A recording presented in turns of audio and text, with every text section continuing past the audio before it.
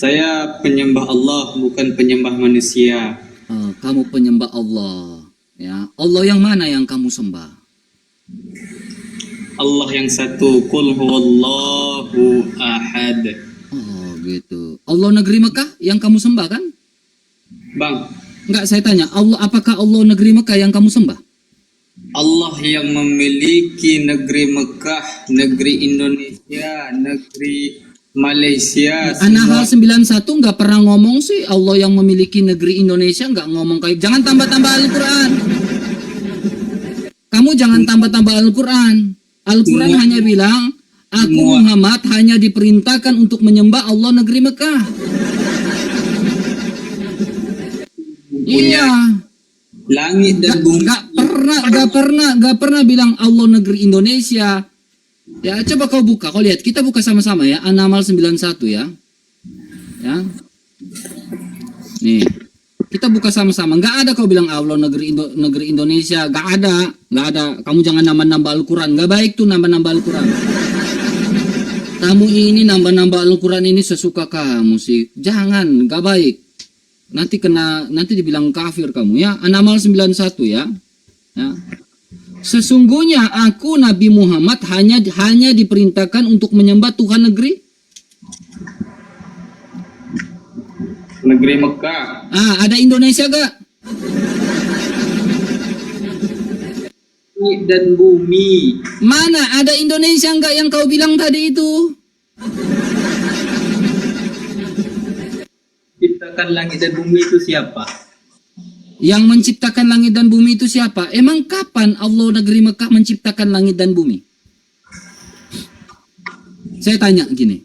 Sejak kapan Allah negeri Mekah menciptakan langit dan bumi? Saya nanya, abang nanya balik. Ya kan saya tanya kamu, biar nanti saya tinggal jelaskan. Kalau bilang sejak kapan Allahnya kami menciptakan langit dan bumi, saya bisa jawab. Bang, saya ingin Saya ingin bertanya. Ketika Allah kamu menciptakan bumi ini, yang kau pijak ini, bumi itu bulat atau datar? Aku udah tahu itu, konsep itu. Ya kau jawab dulu, kalau kau tahu kau jawab dulu. Biar kita meyakinkan sama-sama, kalau bumi yang kau pijaki ini diciptakan sama Allahmu. Bang, saya mau bertanya, Bang. Muter.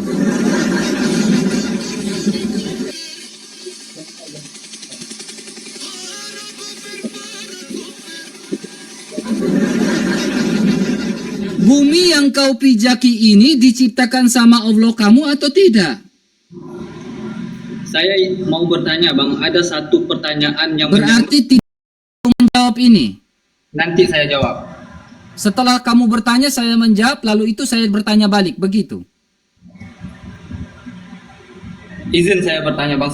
Habis itu saya bertanya, kamu jawab ya, pertanyaan saya yang tadi ya. Ya. Oke. Lihat pengecutnya mereka ini kayak gini nih. Nah, apa pertanyaanmu? Di komal-komal lain disebutkan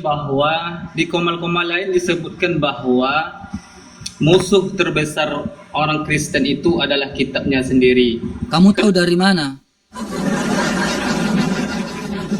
Kamu tahu dari mana musuh terbesar orang Kristen itu adalah kitabnya sendiri? Kamu tahu dari mana? Biar saya selesaikan dulu. Silakan. Jangan dipotong. Silakan. Ngarang aja ketugas kalian ini. Di komal lain disebutkan bahwa ini seorang mualaf yang bilang ya. Mualaf siapa? Siapa namanya? Bang J Francis apa namanya? Ada komalnya. Tidak terkenal. Kecuali yang mualaf itu RK, ya, Bom, Edis, nah baru masuk akal. Baru orang Kristen di bawah bisa terguncang imannya. Tapi kalau yang mualafnya ini bukan orang terkenal, bro, orang Kristen di bawah tidak usah ragukan. Ya. Dia mengatakan bahwa musuh terbesar orang Kristen itu adalah kitabnya. Kenapa? Orang Kristen itu meyakini bahwa Yesus adalah Tuhan. Ya kan, Bang? Betul, saya percaya Yesus adalah Tuhan.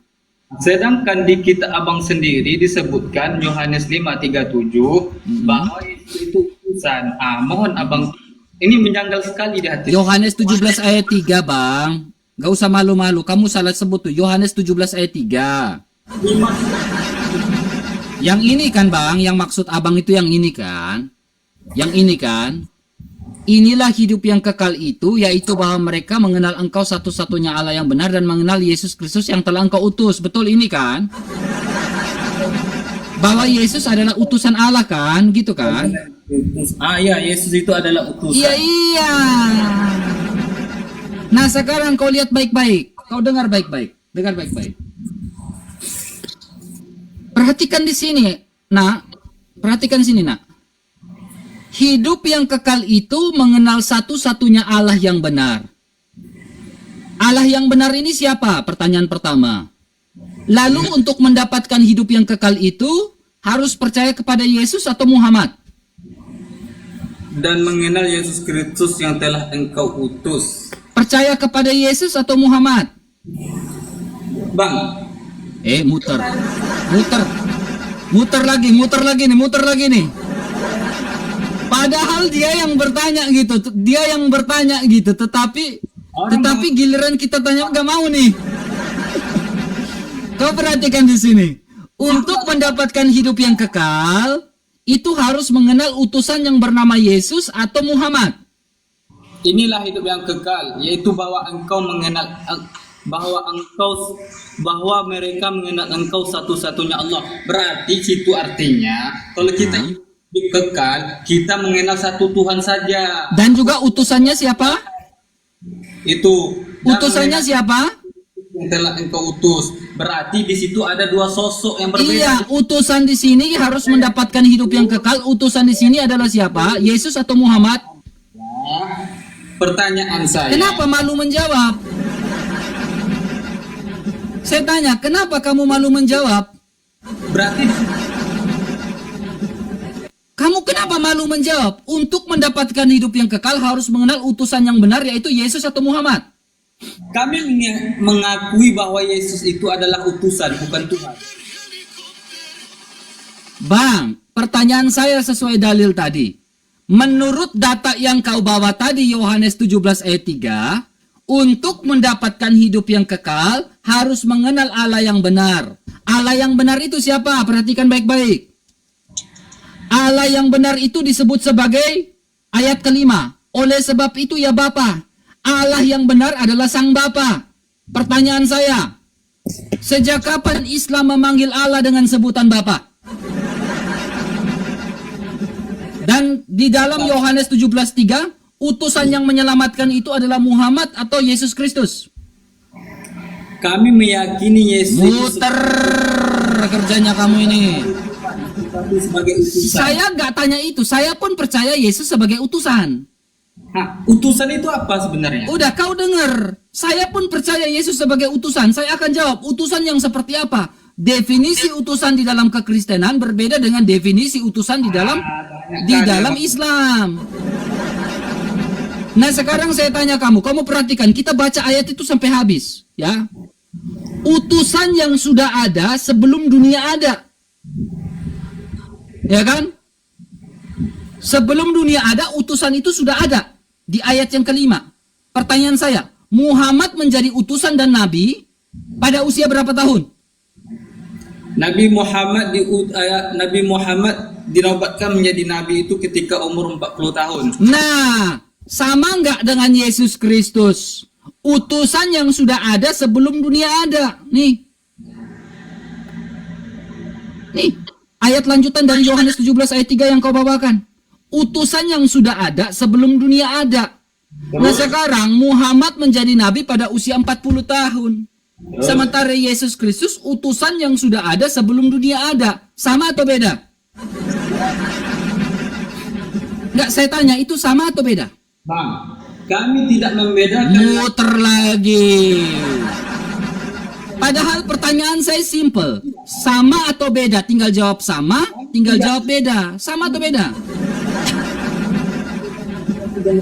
Kami tidak membeda-bedakan nabi. Makanya saya tanya kamu, Yesus Kristus sudah ada sebelum dunia ada. Utusan yang sudah ada sebelum dunia ada. Sekarang Muhammad menjadi nabi pada usia 40 tahun. Sama-sama utusan atau beda? Kami tidak membedakan. Muter lagi. Membedakan. Kami Helikopter nih. tidak kami beda-bedakan. Muter lagi dia, muter terus kamu bro. Kapan otakmu ini berkembang gitu? Ya. Nabi. Kapan otakmu berkembang, bre? Masalahnya kamu tidak mengerti pertanyaan saya. Atau kamu pura-pura tidak mau mengerti dan tidak mau menjawab. Yohanes 17 ayat 3, untuk mendapatkan hidup yang kekal, percaya kepada Allah yang benar, yaitu Sang Bapa di ayat kelima, dan Yesus Kristus adalah utusan. Untuk mendapatkan hidup yang kekal, harus percaya Yesus atau Muhammad?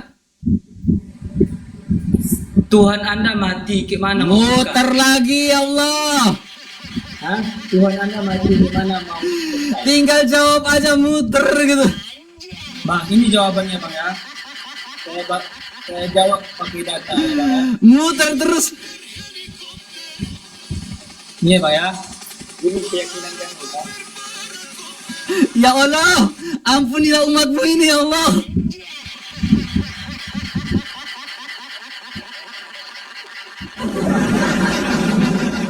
Ya Allah, ampuni umatmu yang ini ya Allah.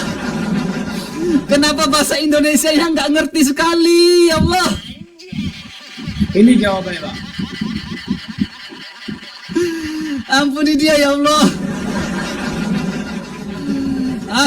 Saya sabar, kau dengar dulu, kau dengar, diam.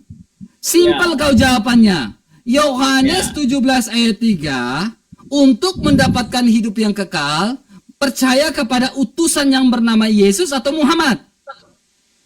Kami mengimani Yesus itu sebagai utusan dan Muhammad sebagai utusan. Keduanya kami mengimani.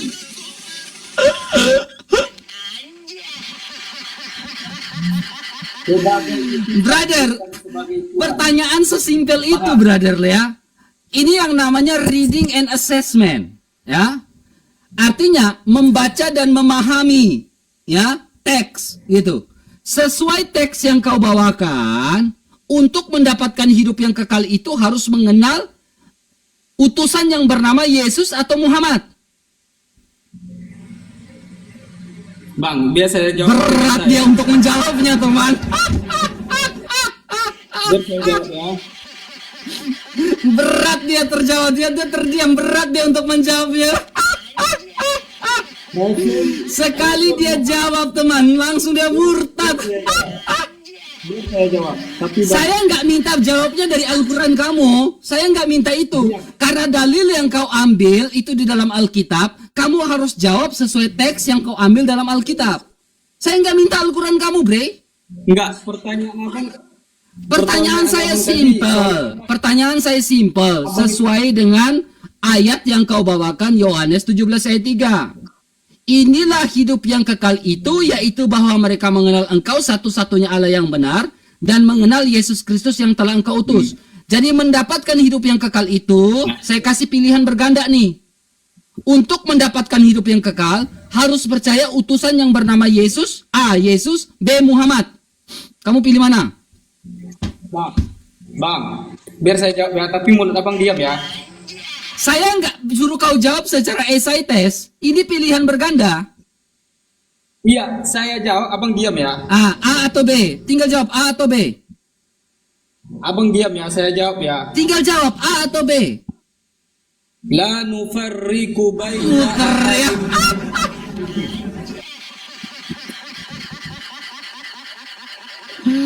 Turunlah kau, Rojan. Ya, kalian ini malu mengakui gitu. Tinggal kalian mengakui saja gitu, selesai. Ya, padahal dia yang membawa dalil di dalam Yohanes 17 ayat 3. Tetapi dia pula malu mengakui bahwa Yesus itu utusan yang menyelamatkan. Malah muter gitu, helikopter.